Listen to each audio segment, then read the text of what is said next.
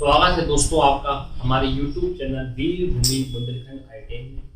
मैं अरशद आलम रजा आपका एक बार फिर से स्वागत करता हूं अपने YouTube चैनल पर। और वीडियो को शुरुआत करने से पहले मैं आपसे यही कहना चाहूँगा कि अगर आप हमारे चैनल पर नए हैं तो फटाफट हमारे चैनल को सब्सक्राइब कीजिए और बेल आइकन को ऑन कीजिए ताकि पल पल की नोटिफिकेशन आपके मोबाइल में पहुँचती रहे। दोस्तों आज जो हम क्लास कवर करेंगे वो हम इलेक्ट्रिशियन थ्योरी का जो चैप्टर हमारा चल रहा था डीसी परिपथ एवं संबंधित नियम, ठीक, डीसी परिपथ एवं संबंधित नियम जो चल रहा था हमारा चैप्टर, जो कि सिर्फ 2-3 टॉपिक बचे हैं। ये चैप्टर भी आज या कल में आज चैप्टर पूरा हो जाएगा, ठीक। फिर इसके बाद जो हम इस क्वेश्चन की जो कुछ एमसीक्यू क्वेश्चन होते हैं, जो बहुविकल्पी क्वेश्चन होते हैं इंपॉर्टेंट, जो आपकी पिछली परीक्षा में पूछे गए, तो मैं आपको हर चैप्टर कराता हूँ। तो इस चैप्टर का मैं कुछ एमसीक्यू क्वेश्चन कराऊंगा, इससे आपका हर टॉपिक का एक क्वेश्चन, दो क्वेश्चन जैसे रिपीट हो जाए। हर टॉपिक के क्वेश्चन किस प्रकार से पूछे जाते हैं, यानी जो जितनी थ्योरी आपने अभी तक पढ़ी है उन सबके किस प्रकार से क्वेश्चन बनते हैं, ठीक। तो हमने जो लास्ट टॉपिक पढ़ा था वो हम पढ़ रहे थे प्रतिरोधों का संयोजन। क्या पढ़ रहे थे? प्रतिरोधकों का संयोजन।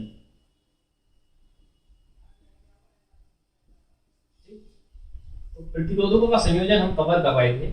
हमने उसमें बताया था कि प्रतिरोधों का संयोजन जो होता है वो 3 प्रकार का होता है। क्या कौन प्रकार होता है? 3 प्रकार का होता है। एक होता है आपका श्रेणी क्रम संयोजन, दूसरा होता है आपका समांतर क्रम संयोजन और तीसरा आपका था मिश्रित संयोजन। कौन सा था? मिश्रित संयोजन। तो 3 प्रकार के थे, समांतर क्रम, श्रेणी क्रम, समांतर क्रम और मिश्रित संयोजन, ठीक। तो पहले हम बात करेंगे, हम करेंगे श्रेणी क्रम संयोजन, ठीक। तो पहले हम बात कर रहे हैं श्रेणी क्रम संयोजन। तो पहले हम पढ़ते हैं श्रेणी क्रम संयोजन। क्या पढ़ते हैं? श्रेणी क्रम संयोजन। तो श्रेणी क्रम संयोजन क्या होता है, आइए हम इसकी बात करते हैं। प्रतिरोधों का ऐसा संयोजन, क्या किया? प्रतिरोधों का ऐसा संयोजन जहां से विद्युत धारा का प्रवाह का एक ही मार्ग हो। प्रतिरोधकों का ऐसा संयोजन जहां से विद्युत धारा का सिर्फ प्रवाह का सिर्फ एक ही मार्ग हो, तो ऐसा संयोजन क्या कहलाता है? वो संयोजन आपका श्रेणी क्रम संयोजन कहलाता है। तो क्या होगी इसकी परिभाषा कि प्रतिरोधकों का ऐसा संयोजन जहां पर विद्युत धारा का प्रवाह का केवल एक ही मार्ग उपलब्ध हो, उसको हम क्या बोलते हैं? श्रेणी क्रम संयोजन कहते हैं, ठीक है। अब क्या होता है श्रेणी क्रम? मैंने आपको बता दिया इसको कहते हैं। तो श्रेणी क्रम में क्या होता है? प्रत्येक प्रतिरोध पर विभवांतर का मान अलग अलग होता है। यानी जो देखिए आपके सामने मैंने बता दिया है, तो इनमें क्या है, देखो ये प्रतिरोध है R1, R2, R3, ठीक। इसमें जो क्या है कि विद्युत धारा जो है एक ही तरफ से प्रवाहित हो रही है, एक ही मार्ग से प्रवाहित हो रही है विद्युत धारा, और इनकी जो प्रतिरोध पर जो विभवांतर है, यानी वो V, विभवांतर को कैसे डिनोट करते हैं? प्रदर्शित करते हैं V से। तो जो इनके सिरे पर विभवांतर होता है, ठीक है, विभवांतर का मान भी अलग अलग होता है। हर प्रतिरोध का विभवांतर जो होता है वो अलग अलग होता है, और उनका कुल योग जो होता है, कुल योग विभवांतर जो होता है, कुल विभवांतर के बराबर होता है। नई बात समझ में आई? एक बार फिर बताता हूँ। सबसे पहली बात तो ये होती है कि श्रेणी क्रम संयोजन कहते कैसे हैं। तो आप ध्यान रखिएगा, डेफिनेशन में कहेंगे कि ऐसा परिपथ, ऐसा संयोजन जिसमें विद्युत धारा का प्रवाह के लिए सिर्फ एक ही मार्ग से उपलब्ध हो, यानी विद्युत धारा का प्रवाह एक ही मार्ग से उपलब्ध हो रहा हो, तो इस प्रकार के संयोजन को हम श्रेणी क्रम कहते हैं, ठीक है। फिर बात आती है कि प्रत्येक सिरे पर प्रतिरोधों के मान का विभवांतर भी अलग अलग होता है। तो इधर V1 है, इधर V2 है, V3, यानी एक प्रतिरोध है, इसके लिए V1 है, इसके लिए V2 है, V3 है, तो इसका प्रतिरोध का मान भी अलग अलग होता है। हर प्रतिरोध के लिए अलग अलग विभवांतर होता है, और ठीक है, और जो इनका जो विभवांतरों का योगफल होता है वो तुल्य विभवांतर कहलाता है। क्या कहलाता है? तुल्य विभवांतर के तुल्य बराबर होता है। तो आप अगर हम कहें तो श्रेणी क्रम संयोजन क्या कहता है? ऐसा संयोजन जहां विद्युत धारा के प्रवाह के लिए एक ही मार्ग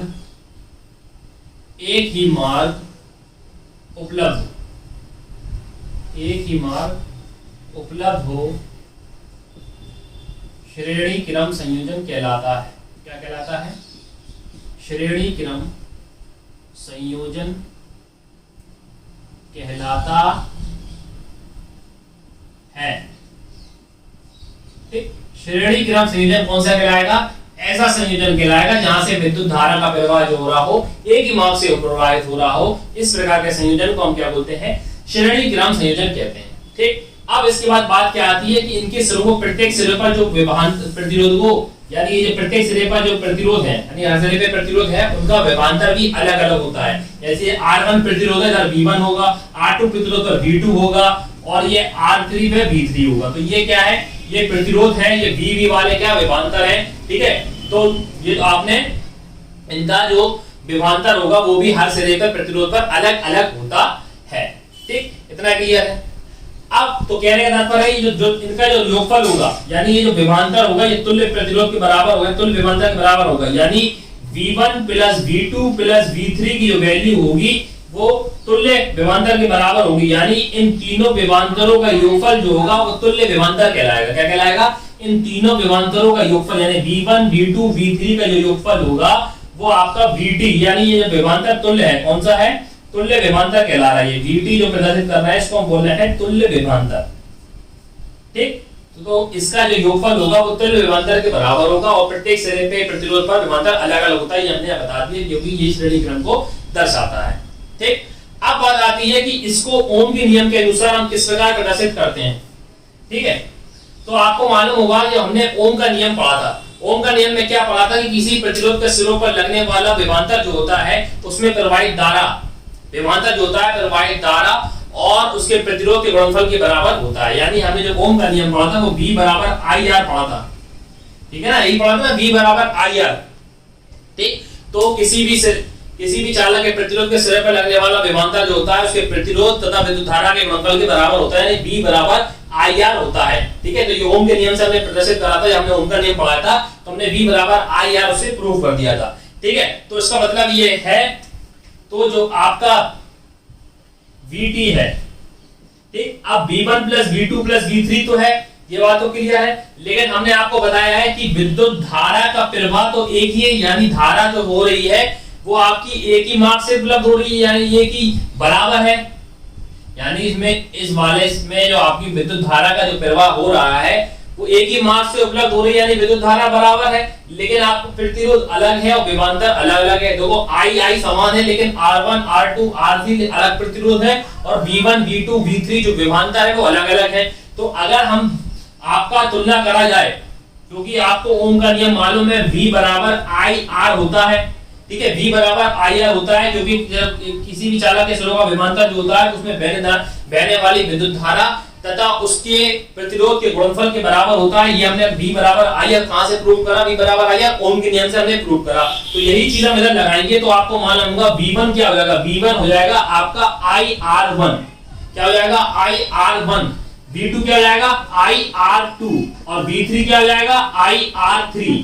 आप कहोगे भैया हमें ये बात समझ में नहीं आई, आप कहोगे भैया ये बात हमें समझ में नहीं आई, क्यों नहीं आई? तो भैया देखो ये जो हमने तुल्य प्रतिरोध बताया था आपको, ये V1 plus V2 plus V3 के बराबर है। तो मैंने बता दिया था कि हर की प्रत्येक विभवांतर अलग अलग होगा और इनका जो योगफल होगा वो विभवांतर का तुल्य विभवांतर कहलाएगा, ठीक। आपने ओम का नियम पढ़ा था, ओम के नियम के अनुसार क्या होता है, V बराबर IR होता है, ठीक है। V बराबर IR होता है तो मैंने बताया है कि विद्युत समान श्रेणी क्रम में जो विद्युत धारा का प्रवाह होता है वो एक ही मार्ग से उपलब्ध होता है। यानी कहने का तात्पर्य है कि विद्युत धारा का मान समान होता है। इसलिए जहां यहाँ V बराबर हम क्या रख सकते हैं ओम के अनुसार, V बराबर IR, V बराबर IR, V बराबर IR। लेकिन I तो समान है क्योंकि श्रेणी क्रम है, तो हम इधर I तो रखेंगे, लेकिन प्रतिरोध अलग अलग है। देखो इधर V1 के लिए क्या है R1, V1 के लिए क्या है R2, V3 के लिए क्या है R3, लेकिन धारा क्या है समान है। इसीलिए हमने यहाँ पे IR1, IR2 और IR3 रख दिया।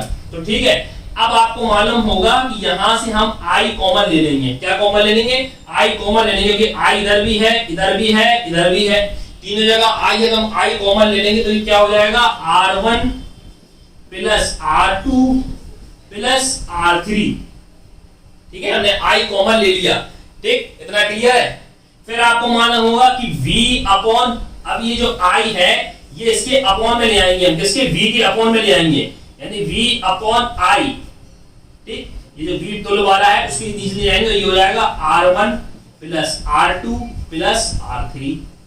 ठीक, अब आपको मालूम होगा कि V अपॉन I भी हमने ओम के नियम से निकाला था कि जैसे V बराबर IR होता है, अगर हम इस I को इसके नीचे ले आए तो कोई दिक्कत है क्या?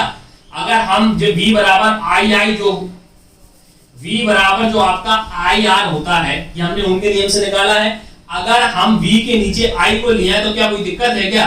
V के नीचे अगर हम I को ले आते हैं अपॉन में तो क्या उसके बराबर हो जाता है, ये R के बराबर नहीं हो सकता है ओम के नियम के अनुसार। यानी V बराबर V अपॉन I, जहां R एक नियतांक होता है, हमने ओम के नियम में पढ़ा था, तो इसी को तो हम V बराबर IR भी लिख सकते हैं और V बराबर V अपॉन I बराबर R भी लिख सकते हैं। ये दोनों पार्ट जो है ये आपके ओम के नियम के हैं, ठीक है। ओम के नियम को हम V अपॉन I बराबर R भी लिख सकते हैं और V बराबर IR भी लिख सकते हैं, यानी इनका गुणा भी करा सकते हैं और इनको अपॉन भी लिख सकते हैं, ठीक। तो हमने क्या करा, V अपॉन I की जगह हम क्या रख देंगे R, इसकी जगह हम क्या रख देंगे, ओम के नियम से R रख देंगे, तो हम R बराबर आ जाएगा R1 plus R2 plus R3।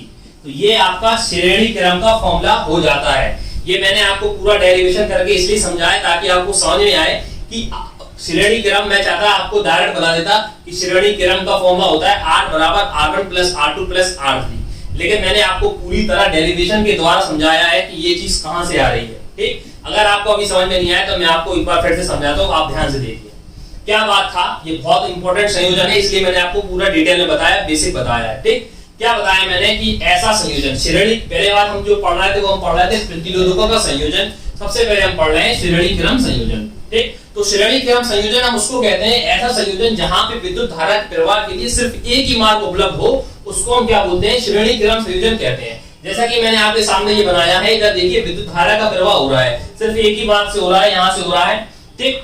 विद्युत धारा का प्रवाह हो रहा है, लेकिन हर सिरे पर जो प्रतिरोध है उनका मान अलग अलग है और उनके विभवांतर का मान भी अलग अलग है।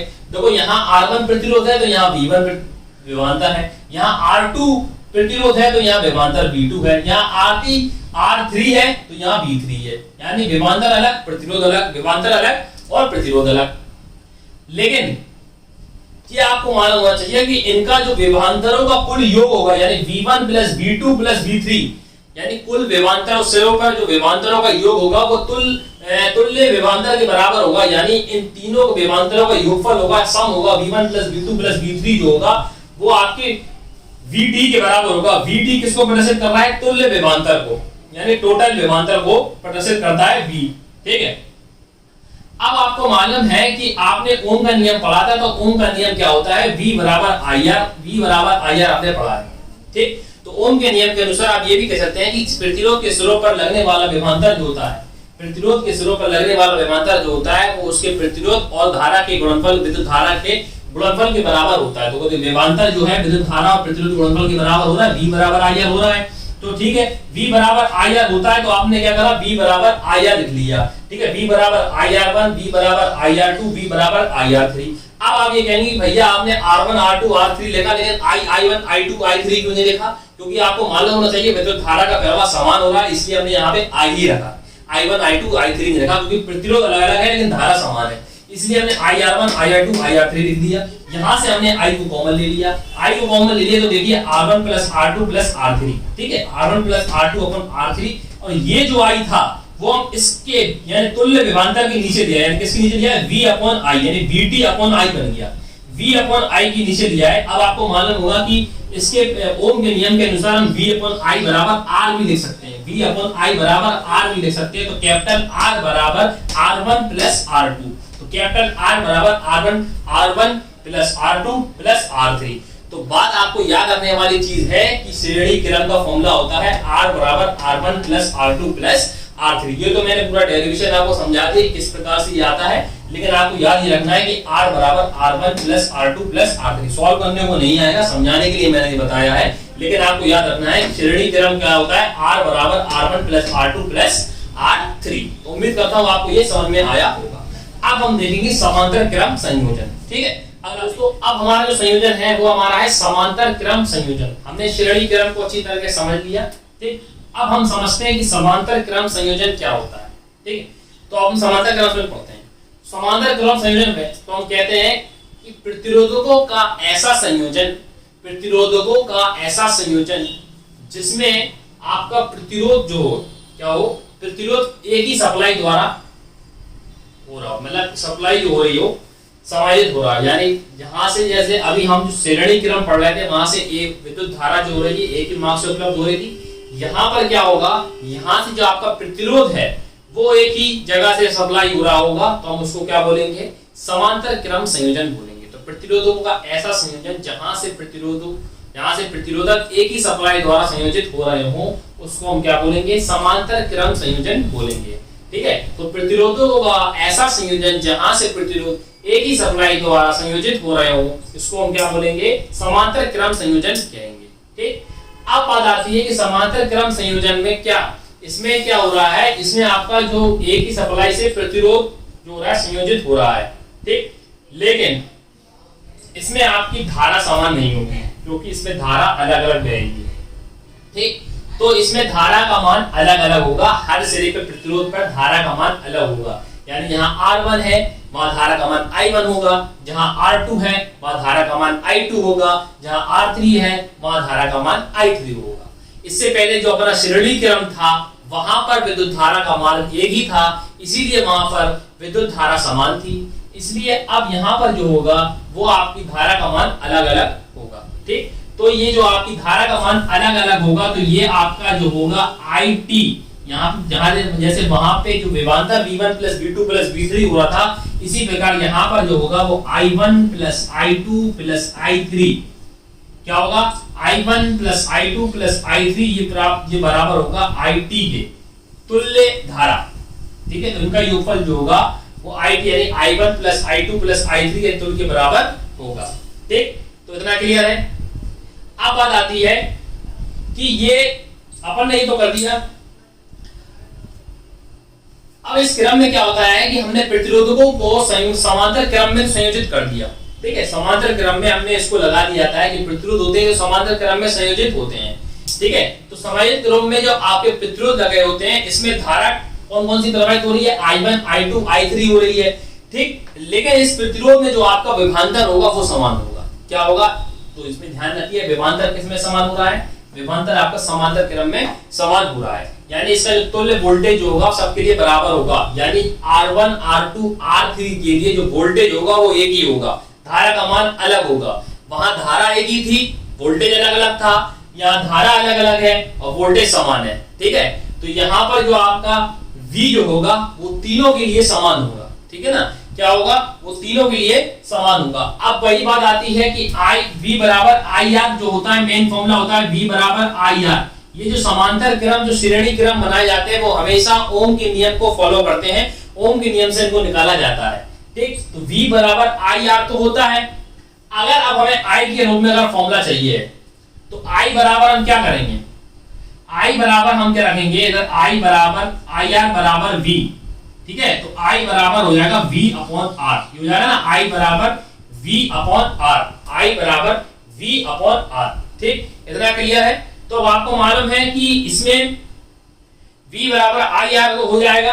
ठीक है, VR हो जाएगा, तो V बराबर IR तो I बराबर V अपॉन R, तो IT बराबर I1 plus I2 plus I3 तो हो गया। ठीक, तो इधर हम क्या रख सकते हैं, I1 बराबर V अपॉन R1 नहीं लिख सकते, V अपॉन R1 क्यों नहीं लिख सकते। अब आप कहोगे भैया V अपॉन R1 क्यों रखा, क्योंकि देखो इसमें धारा तो अलग अलग है लेकिन वोल्टेज बराबर रहेगा, प्रतिरोध भी अलग अलग होगा, तो V R1 हो जाएगा। ठीक है, उसी प्रकार ये क्या हो जाएगा, V R2 हो जाएगा।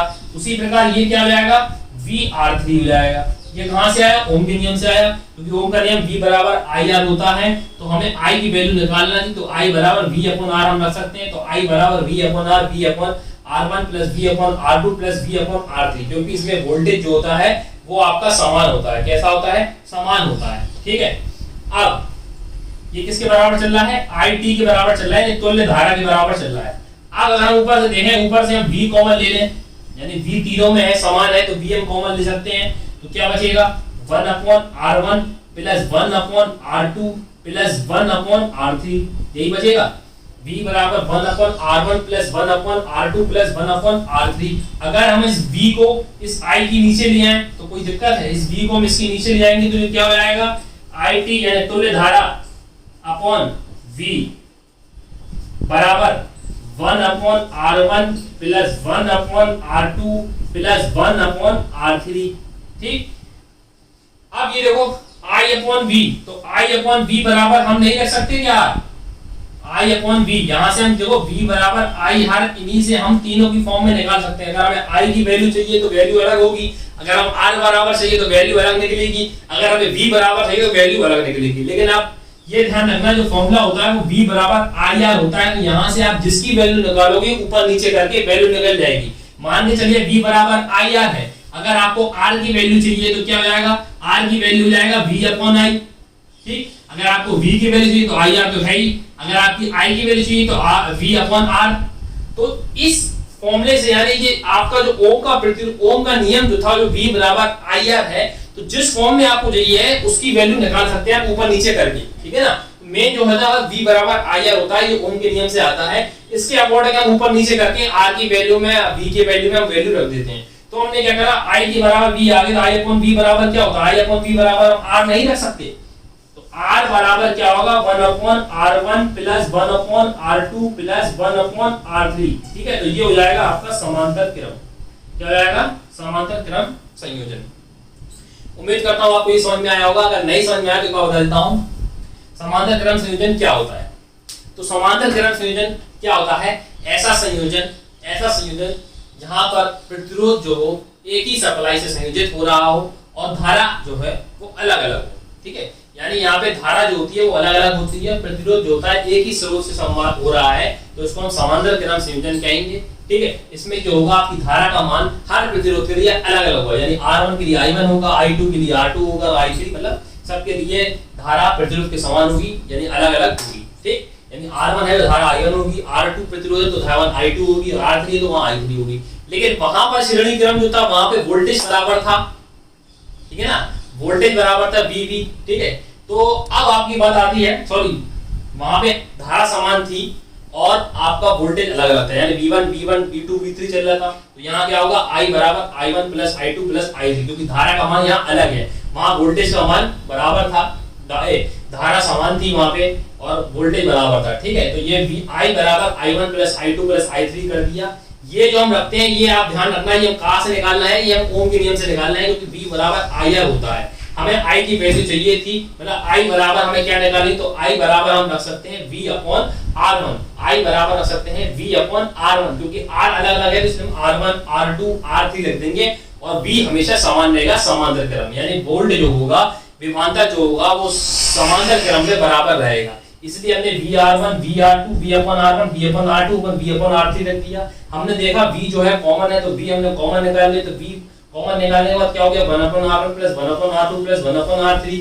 अब ये जो IT यानी कि तुल्य धारा जो होगी उसके नीचे दिया है I अपॉन V, तो I अपॉन V की जगह हम R नहीं रख सकते, इसी के साथ V बराबर I है तो सॉल्व करोगे तो आप रखना I अपॉन V बराबर क्या आएगा, I अपॉन V बराबर क्या आएगा, R आ जाएगा। तो ठीक है, तो R बराबर क्या आएगा 1 upon R1 plus 1 upon R2 plus 1 upon R3। Sorry ये 1 अपॉन में आएगा, 1 अपॉन R हो जाएगा ये। ठीक है, तो 1 अपॉन R बराबर 1 upon R1 plus 1 upon R2 plus 1 upon R3। तो ये था आपका समांतर क्रम संयोजन। तो आपको याद रखने के सिर्फ ये याद रखना है, आपको ये डेरिवेशन याद नहीं रखना है, आपको बस ये ध्यान रखना है कि श्रेणी क्रम में प्रतिरोध होता है वो क्या होता है, R बराबर R1 plus R2 plus R3। ये पूछेगा आपसे, वो पूछेगा समांतर क्रम में संयोजन क्या होता है, तो 1 upon R1 plus 1 upon R2 plus 1 upon R3। ये सब आपको याद नहीं रखना है, ये सब आपको मैंने समझाने के लिए कराया। आपको जो याद रखना है वो ये याद रखना है कि श्रेणी क्रम में प्रतिरोध का संयोजन क्या होता है। तो श्रेणी क्रम में संयोजन होता है वो R बराबर R1 plus R2 plus R3 होता है। समांतर क्रम में जो संयोजन होता है वो होता है 1 अपॉन R बराबर 1 upon R1 plus 1 upon R2 plus 1 upon R3। ठीक है, तो ये जो आपको याद रखना है, ये याद रखना है कि R की वैल्यू श्रेणी क्रम में क्या होती है और समांतर क्रम में क्या होती है। तो इस प्रकार से ये आपके हो जाते हैं। तो उम्मीद करता हूँ आपको समांतर क्रम श्रेणी क्रम दोनों अच्छी तरीके से समझ में आया होगा। अब हम तीसरा जो देखते हैं वो देखते हैं मिश्रित संयोजन। तीसरा जो आता है वो आपका आता है मिश्रित संयोजन। क्या होता है, मिश्रित संयोजन। ये आपका ज्यादा इंपॉर्टेंट नहीं है, बस आपको ये पूछेगा मिश्रित संयोजन क्या होता है। तो मिश्रित संयोजन में क्या होता है, जब आपका समांतर क्रम और श्रेणी क्रम के अतिरिक्त, यानी जो आपके जो दो क्रम होते हैं प्रतिरोधों के, इसके अतिरिक्त अगर अपन हम दोनों को मिक्सचर करके दोनों यूजों को मिलाकर अगर हम संयोजन करते हैं तो उसको हम मिश्रित संयोजन कहते हैं। यानी समांतर क्रम में भी जो संयोजन करें और श्रेणी क्रम में भी संयोजन करें, तो इस प्रकार के हम संयोजन को क्या बोलेंगे, मिश्रित संयोजन कहेंगे। क्या कहेंगे, मिश्रित संयोजन।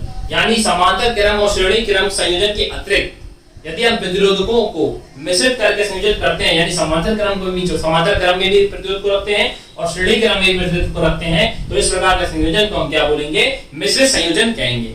अब आ जाते हैं मिश्रित संयोजन में क्या होता है। ये इस मिश्रित संयोजन में क्या होता है? एक होता है समांतर श्रेणी संयोजन, ठीक। तो समांतर श्रेणी संयोजन हो जाएगा मिश्रित। एक हो जाएगा श्रेणी क्रम संयोजन, श्रेणी समांतर संयोजन, ठीक। तो समांतर श्रेणी संयोजन में क्या होगा? समांतर होंगे इसमें, यानी कुछ समुद्रों को उसमें श्रेणी क्रम में जोड़ दिया जाए तो उसमें क्या होगा? समांतर श्रेणी संयोजन होगा। जिसमें श्रेणी क्रम में जोड़ दिया है उसे श्रेणी समांतर संयोजन कहेंगे, ठीक है। तो समांतर होगा तो उसमें क्या होगा? 1/r बराबर 1/r1 plus 1/r2 plus 1/r3 होगा कि नहीं होगा? समांतर में ये होता है ना 1/r बराबर, तो क्या होगा? 1/r1 plus 1/r2 plus 1/r3, ठीक। और श्रेणी क्रम में क्या होगा? r बराबर r1 plus r2 plus r3। तो ये श्रेणी क्रम जो मिश्रित होता है इसमें दोनों तरह के संयोजन का मिश्रण कर देते हैं, इसलिए हम इसको मिश्रित संयोजन कहते हैं। जब हम समांतर क्रम में बोलेंगे तो उसको बोलेंगे समांतर श्रेणी संयोजन, यानी 1/r बराबर 1/r1 plus 1/r2 plus 1/r3, ठीक। और जब हम समांतर श्रेणी क्रम में जोड़ेंगे तो क्या होगा? r बराबर r1 plus r2 plus r3, ठीक है। तो उम्मीद करता हूं आपको आज की क्लास पसंद आई होगी। आज ये हमारा चैप्टर डीसी परिपथ एवं संबंधित नियम पूरी तरह कंप्लीट होता है, ठीक। इस चैप्टर को हमने काफी अच्छी तरीके से समझा, बारीकी से हमने एक टॉपिक को पढ़ा। अब जो इस क्वेश्चन के इस चैप्टर के जो एमसीक्यू यानी बहुविकल्पीय क्वेश्चन बन सकते हैं इंपोर्टेंट प्रीवियस ईयर के, वो मैं आपको अगली क्लास में करा दूंगा और उसके बाद हम नया चैप्टर पढ़ेंगे। तो उम्मीद करता हूं आपको ये चैप्टर समझ में आया होगा। अगर आपको इस चैप्टर में कोई डाउट आया हो तो आप मुझे कमेंट बॉक्स में बता सकते हैं। तो मिलते हैं हम आपको नेक्स्ट वीडियो में, और हमारे वीडियो को लाइक करना ना भूलिएगा।